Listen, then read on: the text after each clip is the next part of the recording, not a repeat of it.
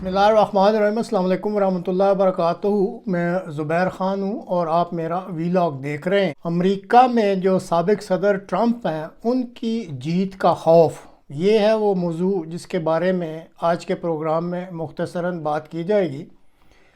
Programme शुरू करने से पहले एक दफ़ा फिर याद दहानी की दरख्वास्त ही इंसान कर सकता है कि प्लीज़ आप चैनल को सब्सक्राइब भी किया करें, लाइक भी करें, शेयर भी करें और जो बेल आइकॉन है उसको ज़रूर दबा दिया करें। ये बार बार रिक्वेस्ट की जाती है। उसकी वजह यह है कि जो एनालिटिक्स हैं उसके मुताबिक कोई भी प्रोग्राम जो यूट्यूब पे चलता है उसका जो स्टैंडर्ड व्यूअरशिप है वो जो सब्सक्राइबर्स होते हैं उनका 10 से 20% होना चाहिए। तो इस चैनल के सब्सक्राइबर तो तकरीबन 9-10 हज़ार हैं, लेकिन जब व्यूज़ देखे जाते हैं तो वो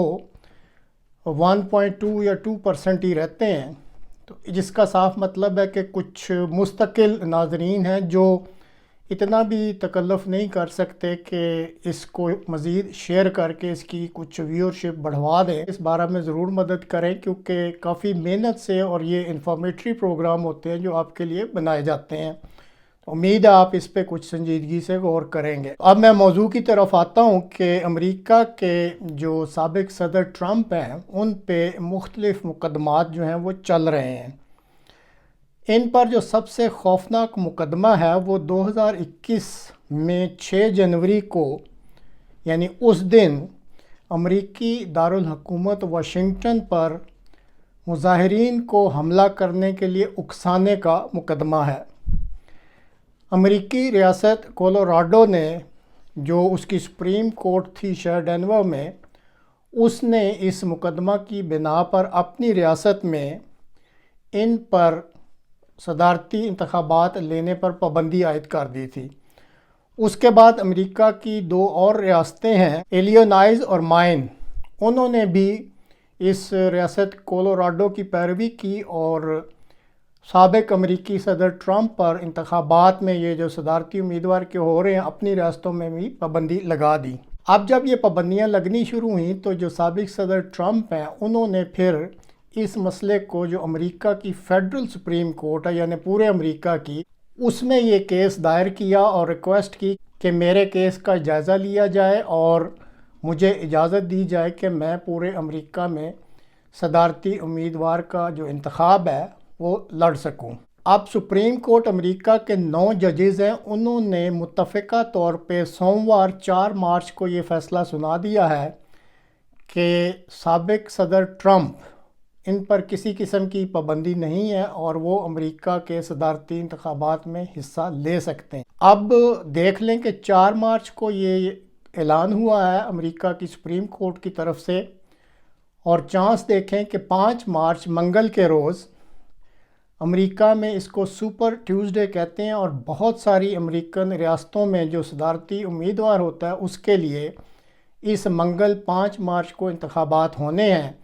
तो इसका मतलब है कि अब जो वो मंगल के रोज़, यानी आज जो इंतखाबात अब वहाँ पे होंगे, तो उसमें अमेरिकी साबिक सदर ट्रंप पर इंतखाबात में हिस्सा लेने पर कोई पाबंदी नहीं होगी।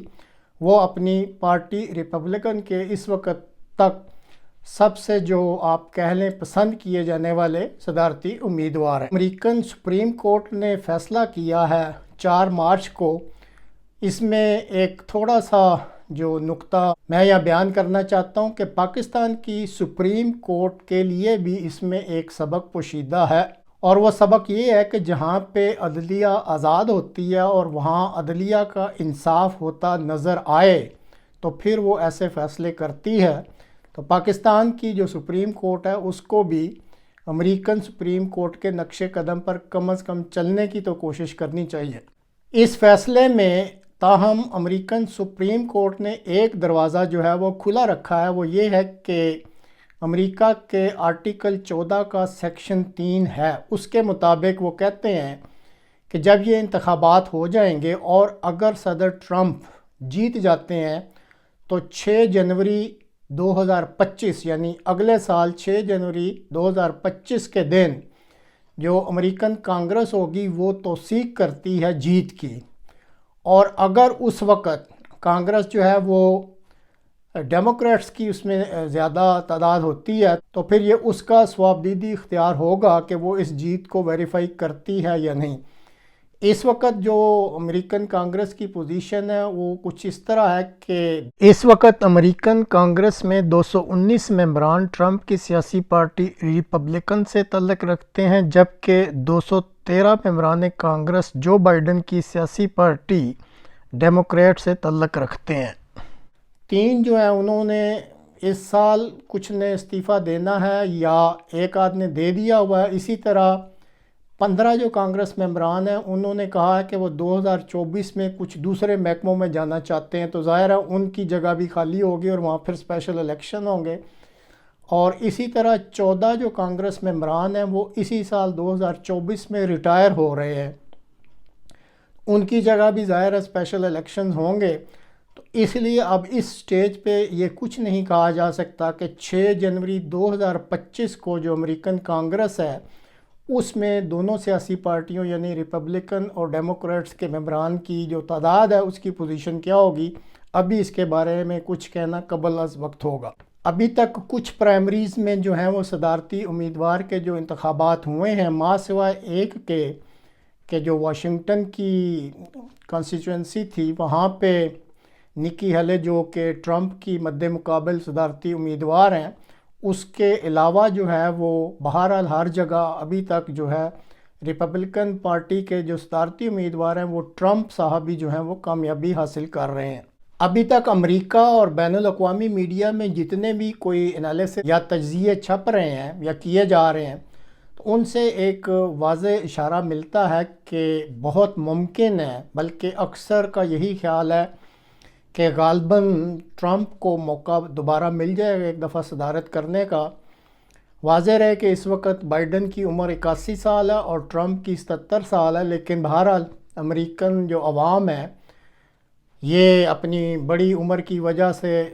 کئی غلطیاں بھی کرتے ہیں، بھول بھی جاتے ہیں، لیکن اگر دونوں کا تقابلی جائزہ لیں تو بہرحال جو بائیڈن صاحب ہیں وہ زیادہ غلطیاں کرتے ہیں، گو ٹرمپ بھی کر رہے ہیں،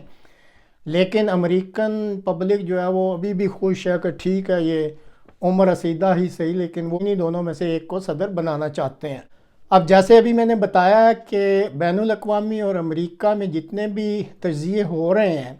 یا فورکاسٹ کی جا رہی ہے تو اس کے مطابق یہی اشارے مل رہے ہیں کہ ٹرمپ دوبارہ صدر بن سکتے ہیں اور قوی امکان ہے کہ بن جائیں گے۔ اس وجہ سے اب جو امریکہ میں تو خیر نہیں، لیکن یورپ، پاکستان اور اسی طرح بعض دوسرے جو خطے ہیں وہاں پہ ایک قسم کا خوف سا محسوس کیا جا رہا ہے۔ باقی کا تو میں ذکر نہیں کرتا، لیکن پاکستان کے لیے بہرحال یہ اہم ہوگا، اور وہ اس وجہ سے کہ ٹرمپ جو ہیں وہ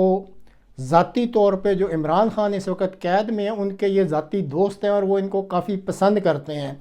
اور پھر عجیب اتفاق دیکھیں کہ بالکل ایسے ہی یہ جو 9 مئی کا کیس بنایا گیا ہے اسی طریقے سے یہ 6 جنوری کا کیس ٹرمپ پہ بھی بنایا گیا تھا۔ تو ٹرمپ کو یہ انڈرسٹینڈنگ یا یہ سمجھ بوجھ ہے کہ اس وقت جو پاکستان کے عمران خان پر کیسز بنے ہوئے ہیں، کیونکہ وہ خود یہی کیسز بھگت رہے ہیں، تو ان کو اس بات کو سمجھنے میں آسانی رہے گی، اور یہ پاکستان کے لیے بہرحال اب سوچنے کا مقام ہوگا کہ اگر یہ نومبر میں الیکشن جیت جاتے ہیں اور یہ اگلے سال نئے صدر امریکہ بنتے ہیں تو اس کا بہرحال پاکستان کی سیاست پہ، پاکستان کی حکمرانی پہ بہت گہرا اثر پڑے گا۔ اسی طرح جو یورپین خطہ ہے وہاں پہ انہوں نے واضح طور پہ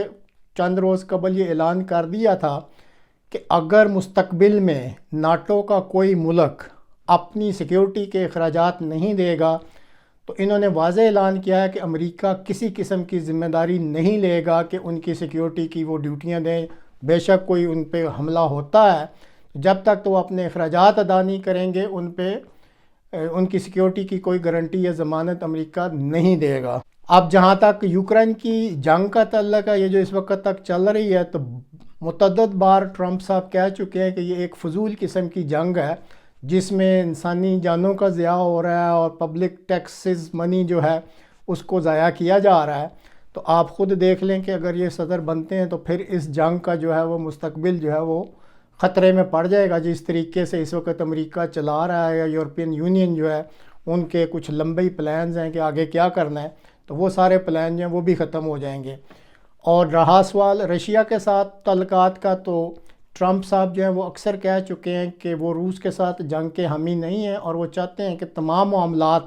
ان دو بڑی جو سپر طاقتیں ہیں ان میں مذاکرات کے ذریعے تمام معاملات کو حل کیا جانا چاہیے۔ تو یہ جو ابھی آپ کو مختصر سی چند باتیں بتائی ہیں، اس سے تو یہی اندازہ ہوتا ہے کہ اگر اگلے سال کے لیے